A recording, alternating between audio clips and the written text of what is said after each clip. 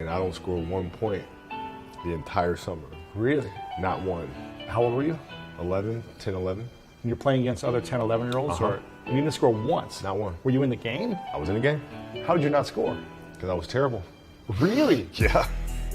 I remember crying about it, being upset about it. My father just gave me a hug and said, listen, whether you score 0 or score 60, I'm going to love you no matter what. Wow. Now that is the most important thing that you can say to a child. Because from there, I was like, okay, that gives me all the confidence in the world to fail. I have the security there. But to hell with that, I'm scoring 60. Let's go. Right. And from there, I just went to work. I stayed with it. I kept practicing. When I came back the next summer, I was a little bit better. Yeah. It wasn't much, Right. but I scored. And this is 12, 13. 12, 13. And then 14 came around, back half of 13, 14 years old. And then I was just killing everyone. And it happened in 2 years. And I wasn't expecting it to happen in 2 years, but it did, because what I had to do was work on the basics and the fundamentals. While they relied on their athleticism and their natural ability. And because I stick to the fundamentals, it just caught up to them. So from 13, you're good, average still? I was good. And then about the end of my, right when I was turning 14, I became best player in the state. At 14? At 14. So from 12 to 14, you went from scoring 0 to being the best in the state of all ages. Yep. But it's simple. Like if you do the math on this, right? Like if you're thinking about how often kids are playing, right? I tell this to my daughter, and my daughter's team as well that I coach. It's a simple thing of math. If you want to be a great player, if you play every single day, 2-3 hours, every single day, over the course of a year, how much better are you getting? Most kids will play maybe, an hour and a half, 2 days a week. Right. Do the math on that. It's not going to get it done. It's not going to get it done, right? So if you're obsessively training 2-3 hours every single day over a year, over 2 years, you're accelerating. You make quantum leaps, man. Show up every single day, do the work. And this guy is the best. You're the best player in the nation for anybody in high school. It feels good. It's great confidence, but you have to keep moving on. Cause I know a lot of guys who've been #1 in the past years, and it just fell off a cliff. So I have to keep working hard, and hopefully everything will work out. I'll be #1 in the future. You also said that you want to play against Michael Jordan before he retires. He's only got probably 3 or 4 more years left, so. I know he's an old guy. He's an old guy. But nah, that'd be something that I love to do because, I watched him growing up. And Michael Jordan is somebody that I've always looked up to and I want to play against. Rumors are flying all over that you're the one player here who's thinking seriously of making the transition right from the high school ranks to the professional ranks. How serious is that part of your decision? Well, it's definitely a possibility. I think I'd be foolish not to look into that. So obviously I'm going to take a look into it and see what my options are. So it's a possibility. Kobe Bryant, I have decided to skip college and take my talent to the NBA. Yeah. I take a cold hard look at the world now. Hold my hand out, got a plan now. I'ma help be the change cause I can now. Here I stand now, take my hand now. No pain, no gain, no shame. Work hard, play hard, okay. I think I get it now, don't wanna let them down. I'ma take the ground and speak my mind out loud. Here I go, proud of my notes. Teach them what I wrote, teach them all the hope. Keep them on the road to the dream. All I need is a team, build your own self-esteem. You can do anything, prove everything. Say what you mean and believe in your dream. Find that thing that you love, that you really wanna be. And don't give up till you've given absolutely everything. Yeah. Give me a chance now to prove that you're something. In your own head, all these thoughts you're confronting. We've all been there when you feel like you're nothing. Shut that shit down, crush those thoughts and just trust me. Confidence comes from preparation. When I prepare, I know what I'm capable of doing, I know what I'm comfortable doing, and I know what I'm not comfortable doing. So when the game's on the line, I'm not asking myself to do something that I haven't done thousands of times before. And so in those moments, if it looks like I'm ice cold or not nervous, it's because I've done it thousands of times before. And so it's one more time.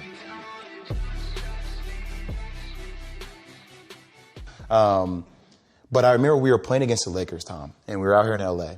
And, look, I always try to outwork people, right? That's just how I made my mark. So the game was at 7. I was like, you know what? I'm going to come to the Staples Center because we're playing. This is when the Lakers had Kobe and Shaq. Right. Okay, this is like the championship Lakers. was like, you know, I'm going to get there at 3 o'clock, and I want to make sure I make 400 made shots before I go back into the room, and then I sit in the sauna and I get ready for the game. So, you know, get in the car, get to the gym, get there, and as I'm walking onto the court, who do I see? I see Kobe Bryant, already working out. And I'm like, okay, it's kind of cool. It's Kobe. What's up, Kobe? You know? And, you know, so I'm putting my sneakers on, and do you ever get lost in what you do where you end up like, wait, it's been an hour and a half? Like I'm here, I'm in it. So once I set my foot across that line, I started working out. And so I worked out for a good hour and a half. And when I came off, after I was done, I sat down, and of course I still heard the ball bouncing. I looked down, I'm like, this guy's still working out? He was working out for like, it looks like he was in a dead sweat when I got here. Right. And he's still going. And it's not like his moves are nonchalant or lazy. He's doing like game moves, right. You know? I sit there and I unlace my shoes. I'm like, I want to see how long this goes. So I sit out there and watch 25 minutes. And he got done. I was like, okay, I think I've seen enough. Go play, you know, come back, get in the sauna, get ready for the game. That game, he drops 40 on us. Whoa. Okay? And after the game is over, I'm like, I have to ask this guy. Like, I have to understand, like, why he works like that. Right. So after the game is over, I'm like, hey, Kobe, like, why were you in the gym for so long? He's like, because I saw you come in, and I wanted you to know that it doesn't matter how hard you work, that I'm willing to work harder than you. Wow. And he's like, there's nothing wrong with that. Like, I'm not saying I dislike you as a person. You inspired me to be better. Right. And it was the first time I started to see this level of competitiveness where I said, I need to start doing more. Right. Wow. My philosophy was a very simple one. And this is where I think film plays a big part of my life. Rudy was one of my favorite films growing up. Right? And if you guys haven't seen Rudy, I suggest you watch Rudy. After watching that film, I come to understand if I could work that hard every day, with being blessed with the physical tools that I have, what would my career be? And I made a promise to myself from that day that I was going to work that hard every single day, so that when I do retire, I have no regrets. And that was the most important thing for me, is to leave no stone unturned, get better every single day. And if I lived that way, then over time, you know, I'd have something that was beautiful. But that was my philosophy. It seems like a pretty simple one, but you know, if you live your life to just get better every single day, if you do that for 20 years, I mean, what do you have? And if you got to get up every single morning and remind yourself how hard you need to work, you probably need to choose a different profession, you know, because that shouldn't be there. I wake up in the morning excited to get to it. You know, if I'm not training, I'm missing it. If I'm not watching a game of basketball, I miss it. You know, there's no place I'd rather be. And if you have that feeling, then you're truly doing what God has put you on this earth to do. Like you said, I'm going to get up at 4. Everybody's get up at 6. If everybody's going to get up at 4, I'm going to get up at 2. Right. Right. How do you develop that, or where do you learn that from?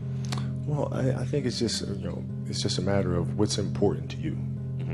and what's important to you for whatever reason. You know, I felt like I didn't feel good about myself if I wasn't doing everything I could to be the best version of myself. Mm-hmm. If I felt like I left anything on the table, it would eat away at me. I wouldn't be able to look myself in the mirror.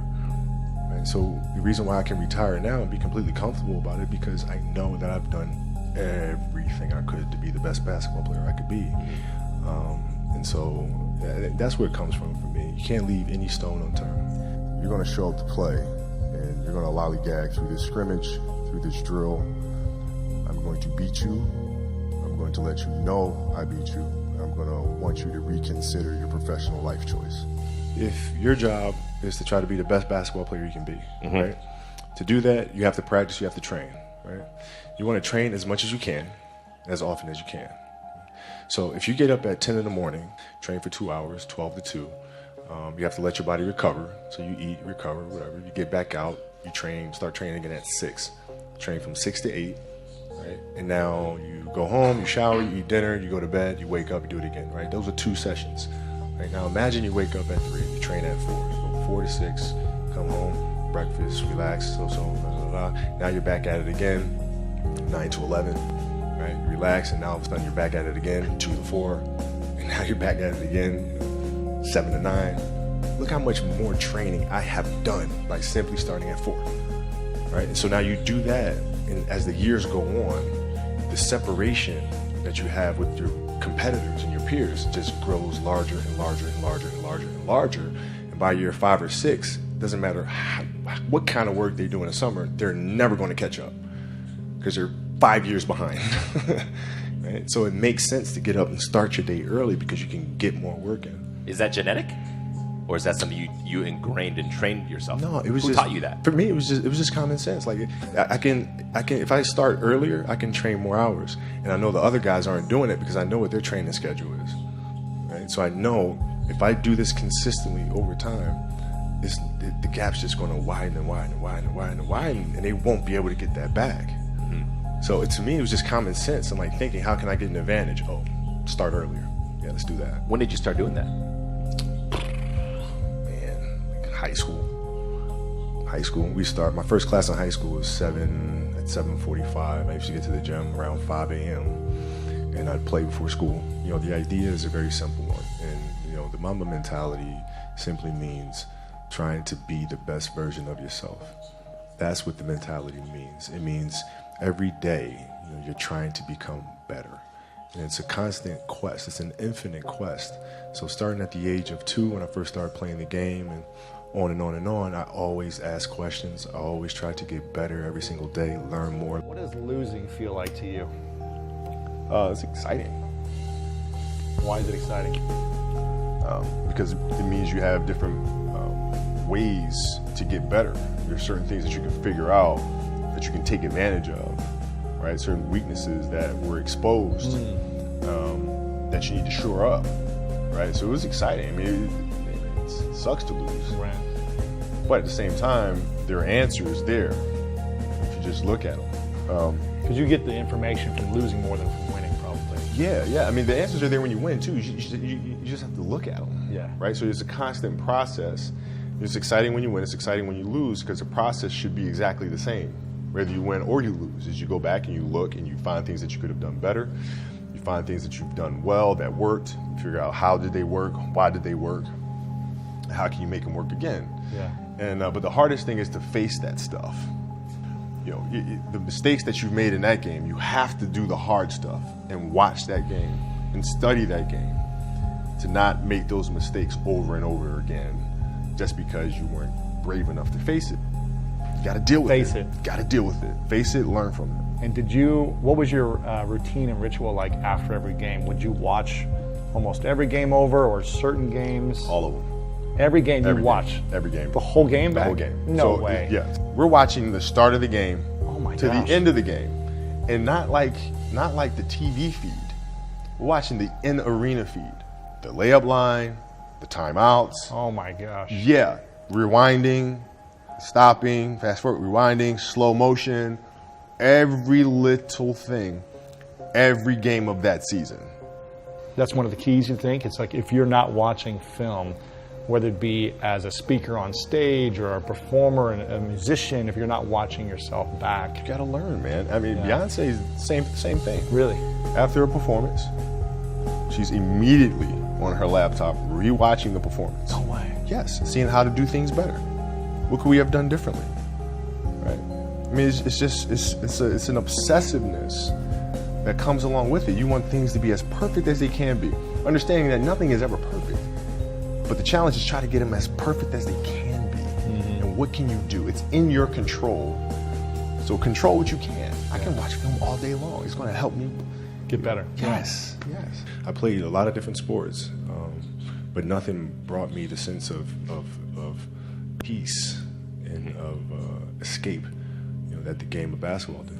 You know, the smell of like brand new sneakers and like the sound the ball makes when it hits the ground, and the ball going through the net, like all those things I love. And so the passion comes from that, because once you have that love, you just want to be a part of this thing all the time. How do kids find that passion then? I think as parents, we try to put them in different things, try to expose them to as many things as possible, and then see if there's one thing that connects with them. You know, because if it does, you don't have to tell them to do it. You know, whether it's writing or painting or drawing, if they have that passion, you don't have to tell them. They'll go off and do it because it's just fun. They'd rather do that than anything else. Mm-hmm. What does that mean to be fearless? Why is that such an important part of the Mamba mentality? Well, man, because I think the greatest fear that we face is ourselves, actually. I think it's not anything that's external or anything that's superficial. I think the greatest fear you face is yourself, because we all have dreams, and it's very scary sometimes to accept the dream that you have, and it's scarier still to say, okay, I want that, because you're afraid that if you put your heart and soul into it and you fail, then how are you going to feel about yourself, right? So being fearless means putting yourself out there and going for it, no matter what. Go for it, not for anybody else, but for yourself. When you got to the league, you were 18. Did you have any fears? Yeah, I mean, I had fears that everybody was going to be right. I made a poor choice, poor decision. Jump from high school to the NBA. And I wasn't going to amount to anything. So that was always in the back of my mind, for sure. The way we approach the game, the same way we approach life. You do the right thing. You make the right play. Make the right play. And in life, it's the same thing. What do you feel in your heart is the right thing to do? And you do that. It seems so simple, but sometimes the simplest things are the hardest things to do. Dance beautifully in the box that you are comfortable dancing in. So like everybody's box is different. My box was to be extremely ambitious within the sport of basketball. Your box is different than mine, right? Every kid here has their own box, but it doesn't mean that your box isn't as beautiful as mine, right? Everybody has their own. It's your job to try to perfect it and make it as beautiful of a canvas as you can make it. And if you have done that, then you have lived a successful life. You have lived with Mamba mentality. Right? So it doesn't mean you have to go out here and do all of these crazy things. I'll have to be like this person or that person. No, what are you comfortable being? What is it that you want to do with your life? And once you have that, then you try to live it to the best of your ability. Every kid, every person has the ability to put one foot in front of the other. One step at a time. Right? So like if you're saying, okay, I'm going to climb Mount Everest, you're at the bottom of the mountain and you look up and you're going, I'm not going to climb Mount Everest, right? But if you break it down into sections and you just one foot in front of the other, one step at a time, next thing you know, you're at the top of the mountain. I just looked at it as I want to be one of the best basketball players who've ever played. That's the end goal. Okay, how do I get there? How do I get there? And every decision I made in my life was centered around the process of helping me eventually get there. You know what I'm saying? So I had that purpose. And once I had that purpose, every decision that I made was centered around that purpose. You look back upon it now, where do you see yourself? Did you do everything you wanted to do? Did you become the best basketball player? What my goal is changed drastically as I got older. It's like as a kid, I said, I want to be the best ever. Right? And now you go through your life and everything you do is try to be the best ever, be the best ever, be the best ever. And as you get older, you start understanding that those things are very superficial things. Right? And everybody has a different opinion about it. No matter what you do, I can win 20 championships. There's always an opinion on who's the best. Everybody has different opinions. And so I started really kind of understanding maybe that's not the important thing. Maybe the important thing is to, how do we as a team grow? How do I help my teammates be better? So that was the first change for me. And then as I got older still, it became more about how are you inspiring others, right, to find themselves. That is the ultimate championship. So won 5 championships, that's great. Another team won a championship this year. Team's gonna win a championship next year. Those things come and they go. But what stays is how do you use your passion to inspire somebody else to create their passion? And then how can they pass that on to the next person? That is true success.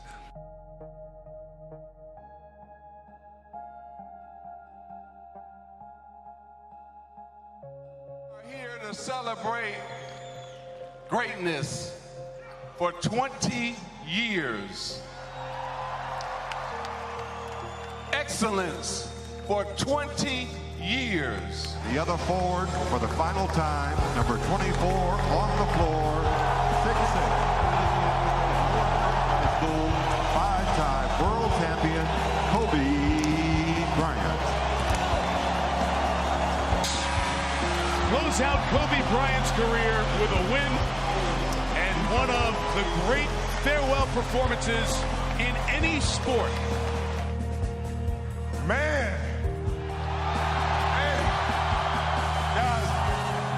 You know, it's, I can't believe how fast 20 years went by. I mean, this is crazy. No words can describe how I feel about you guys. And thank you from the bottom of my heart. God, I love you guys. And I love you guys. And Mamba out.